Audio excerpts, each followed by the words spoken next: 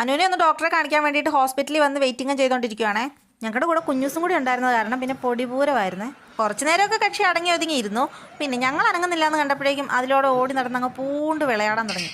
അനുവിനാണെങ്കിൽ കൈത്തണ്ടയിൽ ഒരു ചെറിയ മുഴ പോലെ വന്നിട്ടുണ്ടായിരുന്നു. അപ്പം ഗാംഗ്ലിയോസിസ്റ്റ് എന്ന് പറയുന്ന സംഭവമാണത്. ഓർത്തോനെ കണ്ടു കഴിഞ്ഞപ്പോഴേക്കും പിന്നെ എക്സ്റേ ആയി, മെഡിസിനായി. അവിടെയും പോയി കുറേ സമയം വെയിറ്റ് ചെയ്തിരിക്കേണ്ടി വന്നേ. കയ്യിൽ കീറേണ്ടി വരുമോ, കീറി എടുത്ത് കളയേണ്ടി വരുമോ എന്നൊക്കെ ഇങ്ങനെ പറഞ്ഞ് പേടിച്ചിരിക്കുമായിരുന്നേ. പക്ഷെ കണ്ടു കഴിഞ്ഞപ്പോൾ പ്രശ്നമൊന്നുമില്ല കേട്ടോ, മെഡിസിൻ കഴിച്ചാൽ മതി എന്ന് പറഞ്ഞു. ഇറങ്ങാൻ സമയമായപ്പോഴേക്കും ഞങ്ങൾ ആ കഫറ്റേരിയയിൽ പോയി 2 അടിപൊളി ചായ കുടിച്ചേ.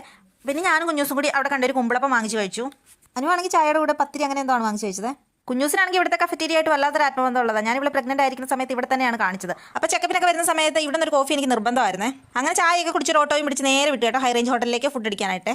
ഏത് ഹോട്ടലിൽ കയറിയാലും 1-2 ഐറ്റമൊക്കെ മാറി ഓർഡർ ചെയ്യുന്ന കുറച്ച് പേര് കാണൂലേ. ആ കൂട്ടത്തിൽ പെടുന്നതാണ് ഞങ്ങൾ 2 പേരുവേ.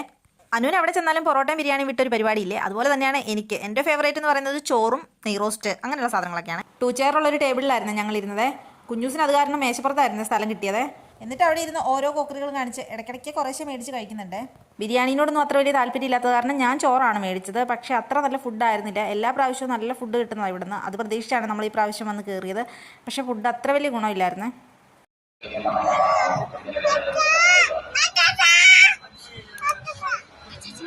ഫുഡൊക്കെ കഴിച്ച് കഴിഞ്ഞ് 1-2 കടകളിലും കൂടെ കയറി സാധനങ്ങളൊക്കെ മേടിക്കാനുണ്ടായിരുന്നു. അതെല്ലാം കഴിഞ്ഞ് നേരെ ബസ്സിൽ വന്നിരുന്നു. ബസ് എടുക്കാൻ കുറച്ച് സമയം കൂടി ഉണ്ടായിരുന്നത് കാരണം കുഞ്ഞൂസ് അതിലൂടെ പോകുന്ന ആൾക്കാരെയൊക്കെ ഇങ്ങനെ വെറുപ്പിച്ചുകൊണ്ടിരിക്കുകയാണ്. അങ്ങനെ കുറച്ച് സമയം കഴിഞ്ഞപ്പോഴേക്കും ബസ്സൊക്കെ എടുത്ത് ഞങ്ങൾ പോയി. അപ്പോൾ അത്രയേ ഉള്ളൂ. Tata, bye bye, see U.